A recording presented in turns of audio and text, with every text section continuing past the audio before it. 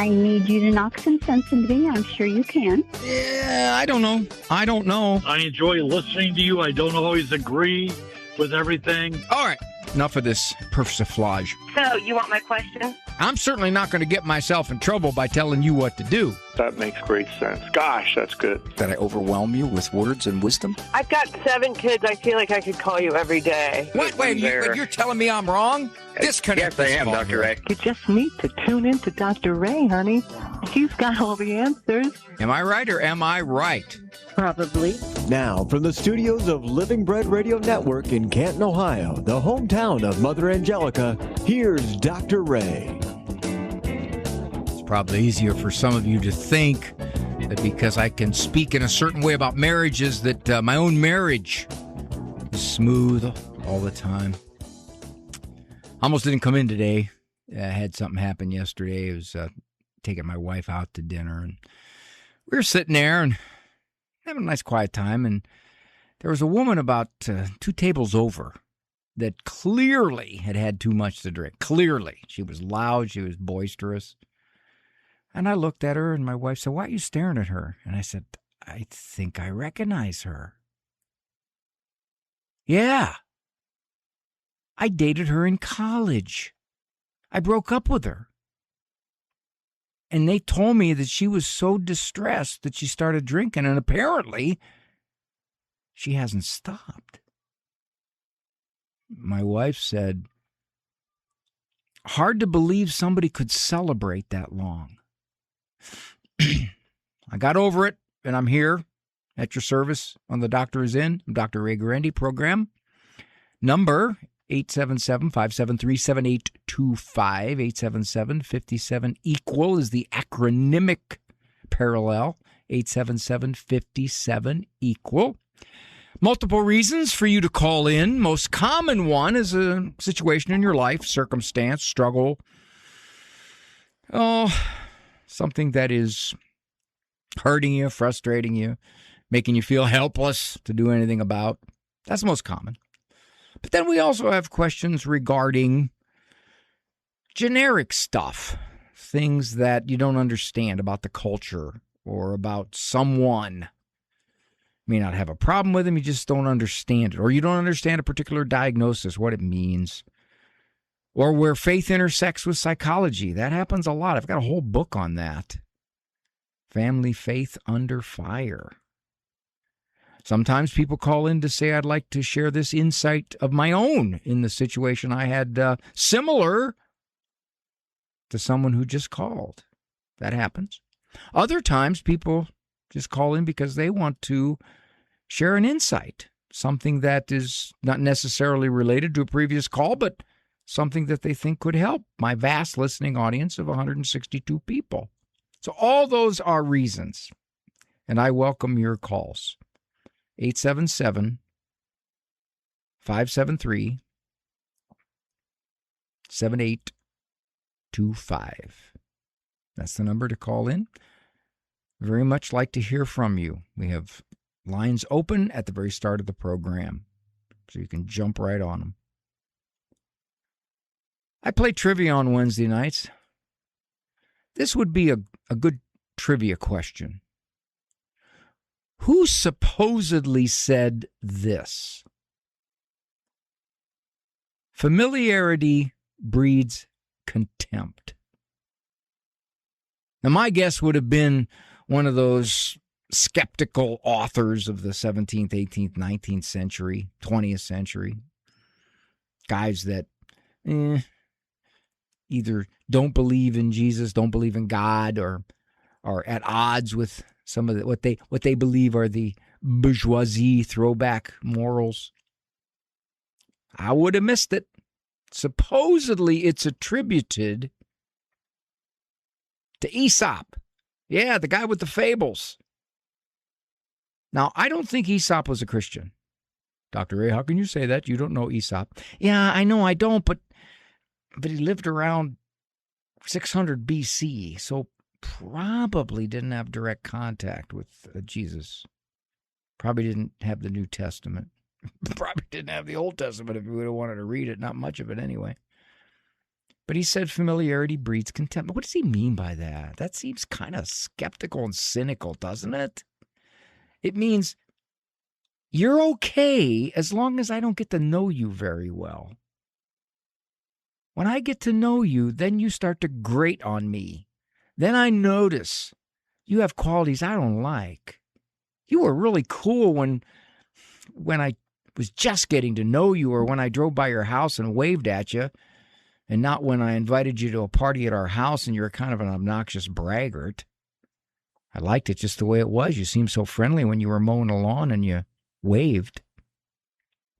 Does familiarity breed contempt? First of all, not always. Familiarity can breed more love, more positive view, even as you get to know each person with their flaws, like you and I have flaws. As long as you keep it on a shallow basis, you can easily think positively of somebody, can you not? For the Christian, when you get to know somebody and you know more about them in total, not just the shallow things that you first learned about them, which is easy enough to say, well, they seem pleasant enough. Yeah, what a nice person. Oh, yeah, just great. That's easy enough to do when you don't know somebody. Or when you first got married, your spouse was the greatest person in the world, and now 29 years later, it's, what? Well, I'm seeing all kinds of things these last 29 years I don't like. So given that, should you have more contempt? Actually, I think it takes more Christian virtue to know someone and to have softer feelings toward them, more tolerant view toward them. It's easy to like someone, to feel positive towards someone you don't really know. That's easy, isn't it? As you get to know the person and you see more about them, or they do things toward you that you take as hurtful or offensive or mean-spirited, gets harder. And I think that's what Aesop was pointing to. It gets harder to forgive. And you tend to develop a little more bad feelings or ill will or resentment. Familiarity breeds contempt. As long as I keep you at arm's length emotionally, superficial relationship, all kinds of people I know at church, and I walk out and I say hi to them and we talk a few minutes about the weather and a few other things, and maybe we even get into a little bit of our family life or recent events, that's all so positive. But if I go on a pilgrimage with them, I spend 10 days with them, traveling around with them, well, I see more of who they are. And that's when the Christianity kicks in. That's when I have to reach a little deeper inside myself to say, okay, now that I know that about them, now that I've seen that about them, I can still feel good toward them. I don't have to feel, as Aesop says, contempt toward them. Familiarity doesn't have to breed contempt. It may breed a few things harder to forgive, but the virtue lies in knowing who someone is and forgiving them anyway. 877-573-7825. I'm Dr. Ray. Ever get asked one of those tough questions, like, do Catholics worship Mary? And in that moment, you freeze? Truthfully, the Catholic AI app gives you answers in seconds rooted in scripture, tradition, and the magisterium. Whether you're navigating a tough conversation, deepening your faith, or looking for daily spiritual guidance, Truthfully helps you know, live, and defend the Catholic faith. Truthfully can be found in the Apple App Store or Google Play. That's Truthfully, Truthly. Welcome to Advanced Dentistry Center family. This is Dr. Metti, and our team strives to treat you like family in a loving and compassionate way as we focus on serving you in a Christ-like manner. We do this by emphasizing prevention and general well-being for a lifetime. Our private practice is small, personal, state-of-the-art, and innovative, with the goal to educate and motivate our patients in improving their oral health. It is through a partnership with you that you will achieve the goals for your smile. Advanced Dentistry is serious about the level of care we provide, with attention to details and an exceptional level of care, skill, and judgment. We are thrilled for the opportunity to serve you. Dr. Matty and the team invite you to visit them at advanceddentistrycenter.com or call them at 248-594-9592. That's 248-594-9592. AdvancedDentistryCenter.com. For 2,000 years, Christians have lived and worshiped in Lebanon. Today, that last stronghold of Christian faith in the Middle East is under immense pressure, violence, economic collapse, and political instability. If we want this ancient Christian community to remain, now is the moment to stand with them. Join us for the Lebanon Appeal fundraising dinner Thursday, June 25th at 6:30 at the Christ the King Parish in Ann Arbor. Learn more and register at avemariaradio.net/events.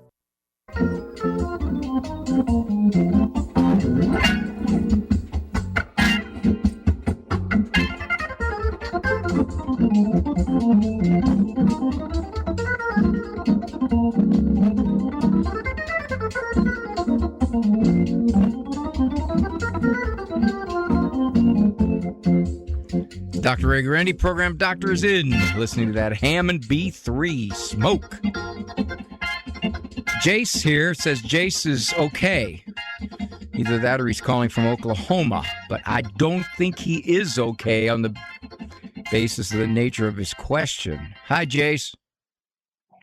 Hey, Dr. Ray. Good morning. How old are you, sir?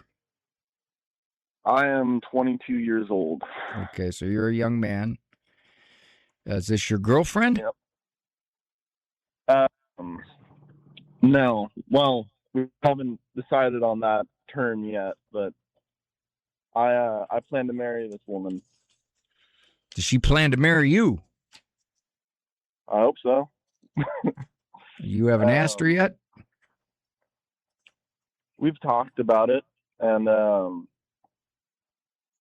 she seems open to the idea, but there's a lot going on, so I don't know if that's truly how she feels or not. Has your relationship been fairly smooth? I'd say yes. She's gone through some things the last year or so that's been a bit rocky for her, and so have I, but a lot of things have changed as of recently. How long were you seeing her? Well, I've known her for 4 years. I've only started seeing her romantically the last few months. Ooh, that was pretty quick to jump in the sack, huh? Yeah. It's a lot to unpack. I'm not the proudest of it, but. Has she told anybody that she's pregnant? Yes. Her parents? No, her parents aren't in the picture like that. She's independent, and separated from them? Yeah. She's her grandmother knows. And I think her sisters and brothers do. Okay, so of all that, she has minimal contact with mom and dad, and so therefore she just figures, well, I got to live my life, and they're very much on the periphery of my life. Yeah. Okay. Now, you have not told your mom and dad yet, right? I have not. What kind of reaction are you bracing yourself for? Well, my mom's going to be,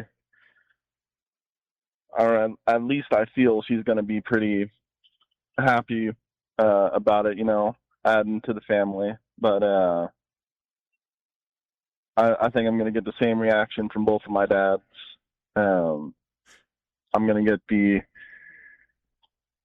congratulations, but you acted real stupid doing this. Well, when God says relations are to be in marriage, he knows what he's talking about because the complications quickly pile up. Yeah. So you're facing a situation where your first step is going to be to let your family know that this girl you've only known a couple months romantically is now with your child.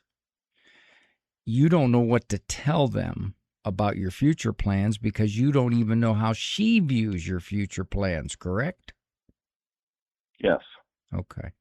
You might want to talk with her about all this. Now, there's a couple things to consider here, Jace.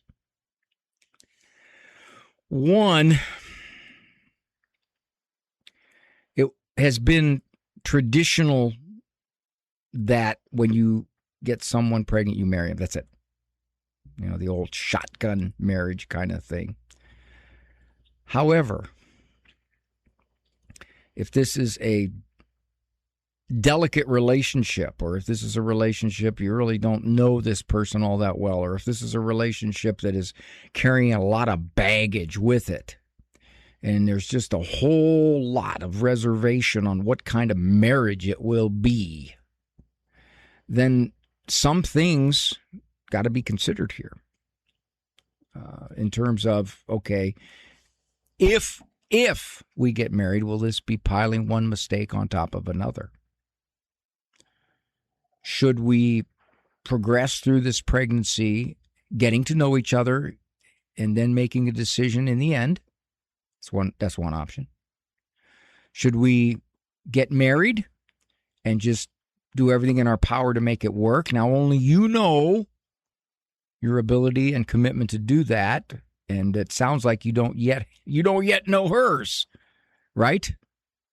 Yeah. Okay, that's a big unknown. Okay. Now, the other thing is, of course, the reality is, if this baby goes to term, you're going to be a daddy responsible financially, and you hope emotionally, for the next 20 years. Okay. Yes, sir. You can do that. You can do that. You can make it as right as you can make it. I think if you tell your parents, this is what I did, this is what happened, and if they tell you, oh my gosh, what were you thinking? What were you doing? You can say, I wasn't. It was just passion got the best of me, and that's what happened. You do that, sometimes babies happen. So you can tell them, here's what we're planning. Here's what we're looking at. Here's our options. Here's what we want to do about all this. Because that's what they're going to ask you, Jace. They're going to say, what are you going to do now? Now, unfortunately, I don't know the stats on this, Jace, but I do know a lot of guys just say, bye-bye, see ya. They do. And they either have to be chased for child support, or the girl is just as glad to have them out of her life, and she's hoping she can meet someone else who can take over the role of dad for this child. That happens. If you're saying to yourself, no, I want to be involved in this baby's life somehow, some way, and even if she doesn't want to marry me, I'm still going to be involved in this baby's life somehow, some way. So those are all things you got to weigh and question and decide. Your original question here was, how do I tell my family? Well, you tell them. Just sit down with them both and you say, this is what I did and this is what happened. And if they, well, obviously you say your mom's going to be happy. Maybe once she gets over the initial shock, she might be. I don't know. Is she a religious person? She is. Okay. So her hope was that you were going to do this in a certain direction. You're going to get married, and then when you get married, you're going to have kids within the marriage. So she looks at it, you got it backwards. Okay. Now you put yourself in a position to have to make some tough decisions. And the question is, you need more information here from your girlfriend. You only known her romantically for 2 months. Now, you say you've known her for 4 years. Okay, so you were 18 years old. Is she a friend of the family? Is that what this is? No, we met I was just out of high school. I had a car at the time, and we met over at a mall. I think it was Penn Square. I don't remember exactly, but we started talking and we exchanged contact details, and we would call each other up, complain about stress in life, and I did start developing feelings for her earlier than the 2 months we've started seeing each other, but it never just lined up for us. Okay, now you got yourself in a situation, and you got to decide how you're going to make the best of this. The moral best, the family best, the baby best. Now, she is not thinking abortion, is she? No. Okay, that's good. That's very good. Is she a religious young lady? In the time that I've known and talked to her, I've never gotten that sense from her. She kind of quiets down whenever you start talking faith, and I've made it pretty clear to her the direction I'd want to go with this, and we've set up a bit of a plan. It's just been telling my side of the family that's had the only hiccup on it, because this is how I feel about this person. I've made it known to her, and I feel I may get a decent bit of pushback from family.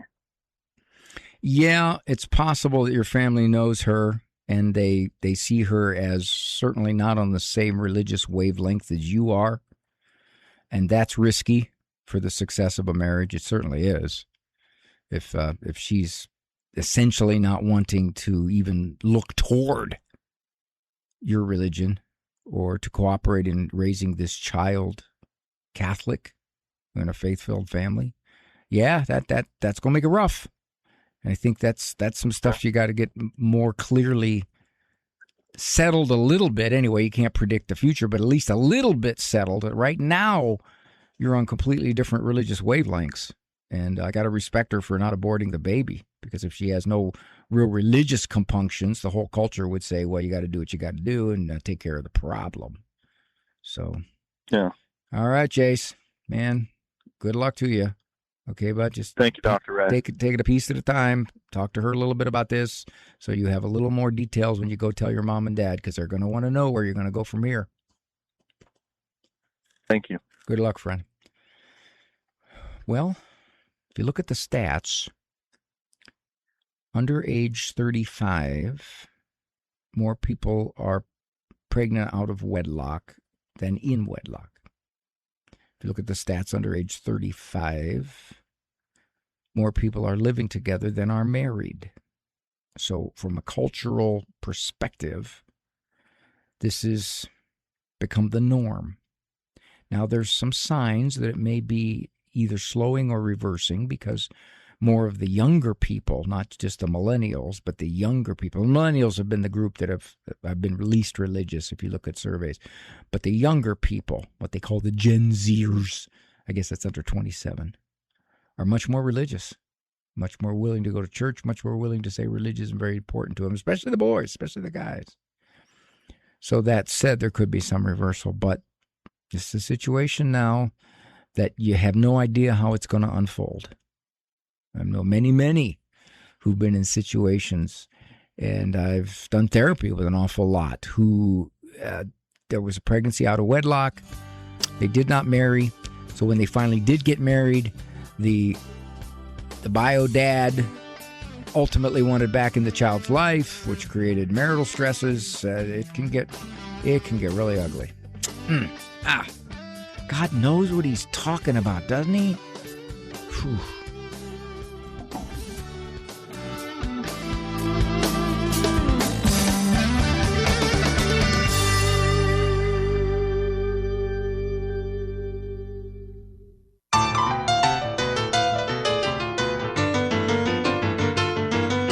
Dr. Ray Guarendi, program Doctors In, Monday through Friday, 1 o'clock Eastern Time. Co-production, EWTN Global Catholic Radio Network.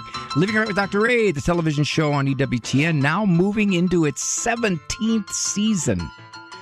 Yeah, no, I look at those early ones and I go, who's my son doing those shows? We're going down to Atlanta, the Quest. What a great station. Big station there. We're going down there in August, and as soon as they get the all the letters crossed and dotted, we're going to be able to refer you to where to go and how to go to sign up to be in the audience for any one of the 4 shows we're going to do down there. Before I go to Julie, this says here live read, and this was this little. Hey, I didn't realize this because this was taped long ago. Tonight, on The World Over with my friend Raymond Arroyo, he welcomes Dr. Ray Guarendi. That's me. Yeah, I'm shocked. It says here, psychologist and host of The Doctor Is In, talking about his book, Simple Steps to a Stronger Marriage. Cool. Yeah, I remember that interview with Raymond. And also, he's got actor Neil McDonough on his film, The Last Rodeo, which I guess I'm Neil's lead-in act. One more. Kelly Conway, the daughter of comedy legend Tim Conway, shares her book, My Dad's Funnier Than Your Dad. By the way, I was on a number of shows with Tim Conway way back, Family Channel. He is just a gentle spirit. At least, okay, wait a minute. I don't want to break my own rule. From my experience with him, my very brief experience with him, he's very pleasant and funny, very funny. So Tim, and I believe he's very Catholic too. Remember, he played, those of you old enough to remember McHale's Navy, Ensign Parker. He played a great part there. Ernie Borgnine was was he Captain? Captain Ernie Borgnine? Okay, let's go to Julie. Julie from Virginia. This is going to be an easy question for me, for Julie. It really is, Julie. I'm going to give you the easiest answer. Hi, Julie. Hi, is the answer butt out? Yep. Oh, no. Think about this, Jill. Do you think that she doesn't know her housekeeping is that bad? But it's so hard I can't even go visit anymore. It's just so horrible. And so now Whoa, wait a minute. Okay, wait a minute. Are there animals in there that are going to attack you? Is there snakes and stuff? Spiders? What's so horrible about it? They have 2 dogs and a cat, and there are so many dust balls I could get lost in there. Are you allergic? Are you allergic to those 2 dogs and a cat? I don't know, because I take allergy medicine before I go there. Okay. So the sight of it is what really distresses you. The sight and the smell of the cat litter box. Ooh, there's a smell, and the fact that their baby's going to be crawling around soon, and she can't possibly crawl in that area.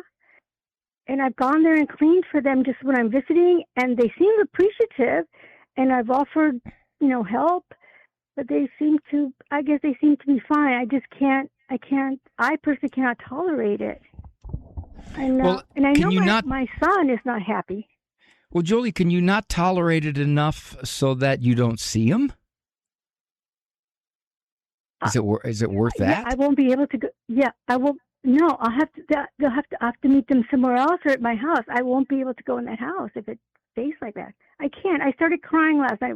Last time. It was so terrible. I felt so bad. I feel bad for my son, and I just feel bad for the situation. And I had to leave. My husband has. I got a question. I had to leave. Well, yes. If his wife is so slovenly in her housekeeping, why doesn't he do some cleaning? He does. When he's off, that's what he does. He says, "Oh, I'm cleaning." He works long hours, but I know he does. He also does some of the cooking, and there'll be. So what you're saying is this is one sign of an overall irresponsibility in your daughter-in-law. I think so. I don't know. She she's a watched good the mother, and she's a lovely, lovely girl. I love her. It's just a mess over there. It's worse than a mess. Okay. Now, I have no idea the level of the mess. I've known people where it's so messy, it's just completely gross and disgusting. Absolutely. And it's more common among the younger generation. And I've wrestled with why that is. I think those of us in the older generation maybe grew up with less. And because we had so much less, we took better care of it. We recognized we had to make it last. I think that was a factor. I think also there was a higher work ethic. And all the surveys show this among the older generation. The younger generation has many things to distract them and to do the grunt work of cleaning and laundry and painting a room that needs painted is just a massive interference in what they want to do. I see that. It's one of the ways to explain it. I am stunned at some of these younger people's houses that I go into that are so disheveled. They're beyond just cluttered. They're actually gross. Almost like hoarding. Yeah, they're gross. Yeah. They're gross. Now, here's the question for you. If you don't go there, if you say, sorry, too bad, so sad, can't handle it emotionally, how much contact will you lose with your son, your daughter-in-law, and your grandchild? Well, probably not that much because they will bring the baby over to babysit, and my son will stop by and see me, and she'll come by also. I don't think I'll lose that much contact. Do they know that you're grossed out? No, that's my question. Because I was going to say, hey, you guys are still my kids, clean your room, and I'll help. Do you need a maid? Do you need money? And they don't. He's a physician. So I don't know how to. So they don't lack for money. You say he's a physician. They don't lack for money. Right. They don't lack for money, and they kind of lack for time because he'll be sleeping or not. But they could make it happen if they wanted to. It's just the desire doesn't seem to be there. I don't want to. If you're going to say something, Julie, you better say it to your son. Yeah. Okay. You better not say it to your daughter-in-law. All right. And you better ask him. You preface it. It's always dangerous to do this, Julie. I normally don't advise people to do this, but I know. Here's the thing: if you preface it with, "Son, I don't understand why your house is in the shape that it's in. Is that okay with you? Are you perfectly comfortable with that?" If he says he is, then you're done. You can't say another word. Right. If he says he's not, he says, "Yeah, I know, we just don't have the time." Then you can say, "Well, would you want to do something about it? Do you want me to come and help? You want to hire somebody, a cleaning person, come once a week? What are you wanting to do about it?" That's the way to approach it. But you got to be real careful because if your daughter-in-law is the slightest bit insecure about all this, she's really going to take your comments personally. So be careful. Be very, very careful on that. But the other thing you got to work on this, Julie. You got to work on not being grossed out. So you can go over there and quietly enjoy your son and daughter-in-law and the baby without saying, "I can't handle it."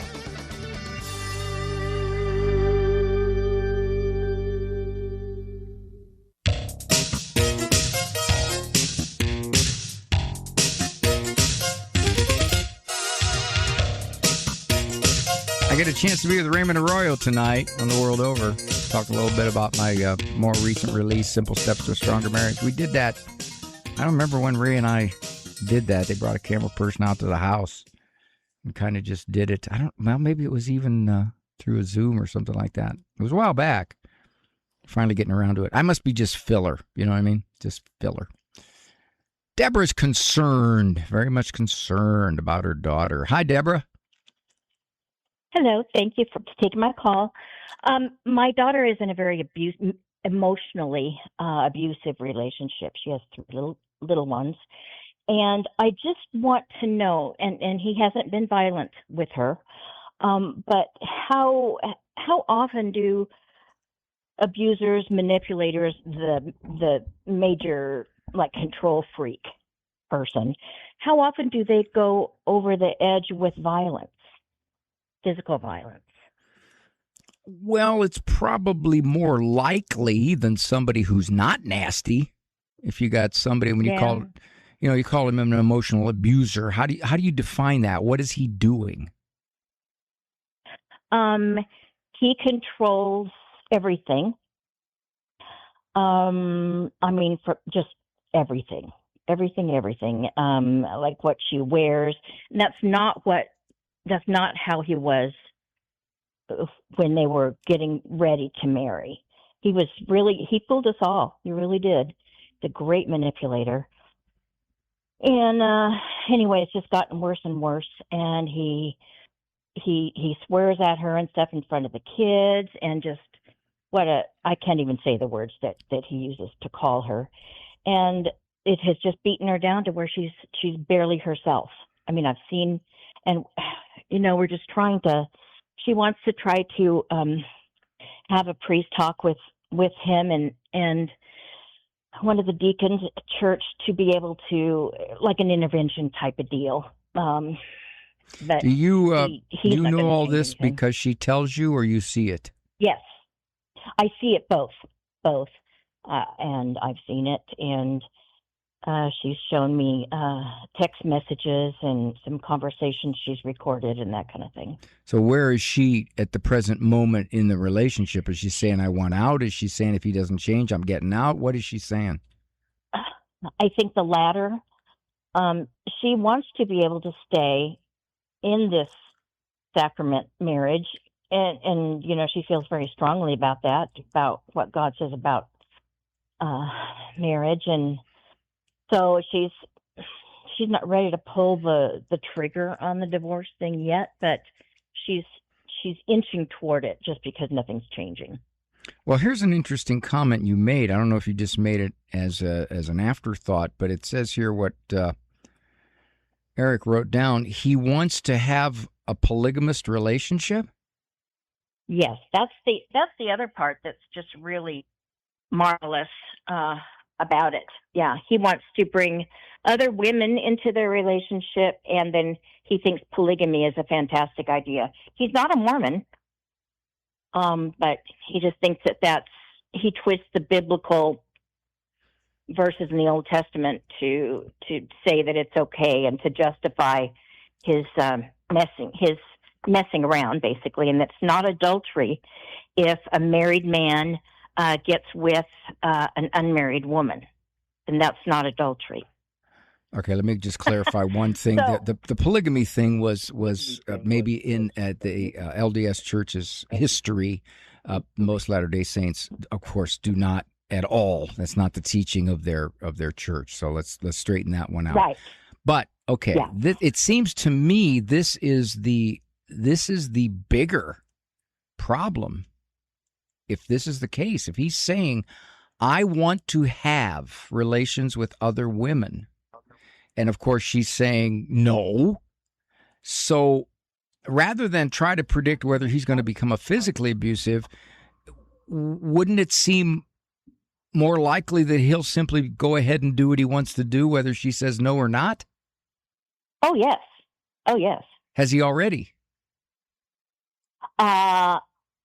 She believes he is, as far as with other women. He hasn't actually brought one home that she knows, because she's up here with us right now in Washington. What? Oh, so they're separate? He's talking. Well, she's here on vacation with the kids. Oh, all right. So, I mean, I don't know how long he'll even, quote, let her be able to come up here for visits, So we're at the point where we're just tearing our hair out. So she's married to a guy who basically says, I'm going to have adulterous relationships, no matter what you say. Yeah. So what does she think about that? Well, she's just appalled. Well, is she going to say that will not be, and that will be a marriage breaker? Yes. Yes. Well, apparently he doesn't care. He doesn't care. No. Okay. He's the boss, and he's to be respected, and he'll not put up with disrespect, meaning having your own thoughts, and your own opinions. And this was Deborah, I got a question. Deborah, I got a question, dear. Yeah. Your daughter's there, right? Can I Why put her isn't on the line? I was going to say, why isn't she on the phone? Well, she's been busy with the kids and didn't actually know I was going to call, frankly. Oh, okay. But she came in and we've talked about you, and we listened to you and everything. So can I put her on the line for a minute? Sure. She's right here. Okay. Hello? So what do you think about this guy that says, I want to be with other women? I think initially it completely shattered me when I knew that he was doing this and I saw a dating app on his phone. And his excuse at that time was that I only do this when things are good between us, and I just like the idea of other women with you, and it's just like something to spice up our sex life. So he's going to follow through on this no matter what you say. I'm sure, if he hasn't already. He refuses to answer if I ask him outright. He says, I don't owe you I think you need to talk to a priest, because if this was his mindset when you got married, if this was something that he kept hidden from you back when you were married, would you have married him? Absolutely not. And this is what I told him. I said, when I entered into marriage, it was for a monogamous, faithful Christian marriage. And nothing that you're saying to me is any of those things. Did he say that was his mindset even when he got married? He just didn't tell you. He hasn't admitted that, but he just says that monogamy is a form of a Christian biblical relationship, and that it's not his preference, but is he capable of it? Yes. But does he want to do it? No, is generally how he phrases it. Well, the question is what he wants, and what he does is two different things. You might want to talk to a priest, because if in fact the marriage deteriorates to the point where you say, I'm getting a divorce, and you pursue an annulment, you may have serious grounds to nullify this marriage, because given what his mindset may have been that you didn't know about, that in fact he viewed it very, very differently than you did. Correct. Yeah. So how old are your kids? I would 5, 3, and 2. Oh, boy. And I've just been praying and praying and praying and trying to do what I feel like I'm supposed to do as a biblical wife, and tell him what I'm okay. I don't think this is biblical or godly or anything. You've told him it's just getting to a point. You've told him many, many times. The question for you to answer is, does it matter to him? Is his view that I'm going to do what I wish, no matter how it affects you, and no matter what you think about it, and no matter what you feel about it, I'm going to do what I wish. Now, only you can answer that question. But if you do... Well, he's told me that he doesn't care how I feel. Okay. Well, then you're getting some answers. You might want to get some real good guidance from a priest on this. Yeah. Thank you. Thank you, my dear. Thank you, Mom, for calling. This is Dr. Ray. I'll be back. Brought to you by the nonprofit Seton Home Study. Hi, everybody. Dr. Ray Guarendi here. You want to pass the Catholic faith on to your children? A very good way is to teach your children at home. You want to protect your kids from the toxic culture that surrounds us? Do you want to have a greater influence than what your kids are learning? Once more, a great way is to teach your children at home. No teacher is going to care about your kids as much as you do. Seton Home Study School is the best way to teach your children at home. Go to setonhome.org. setonhome.org. The phrase, "you were born for such a time as this," echoes the biblical story of Esther, her calling to step forward in a critical moment. Esther becomes the queen in Persia at a time when her people are threatened with destruction. Though she initially hesitates to intervene, her cousin challenges her to recognize that she may have been placed in a royal position precisely for such a time as this, a moment when her courage and faith are needed to save her people. God orchestrates events and positions individuals where they're needed most. We're not in our circumstances by accident. Our life has purpose and is woven into God's greater plan. We're called to evangelize, serve, and stand firm in faith amid the challenges of the present era. We're called to embrace our gifts, discerning how to use them for the good of others and trusting that God equips each person for the work he calls them to do. This has been a Christ-Centered Communication message. I'm Vanessa Denha-Garmo, a communications evangelist and host of Epiphany. Underwritten in part by the following nonprofit. Do you feel as though life is flying past you? Are you desperate for a way to find moments of peace and quiet? Lord, Teach Me to Pray, the free Ignatian prayer series, will open your heart to His voice, to the peace you are seeking and the only love that fulfills the human heart, Jesus. God is calling you to true joy, knowing Jesus personally. Lord, Teach Me to Pray is free. Go to LordTeachMeToPray.com, click on the red box, order the Lord, Teach Me to Pray series now. Go to LordTeachMeToPray.com.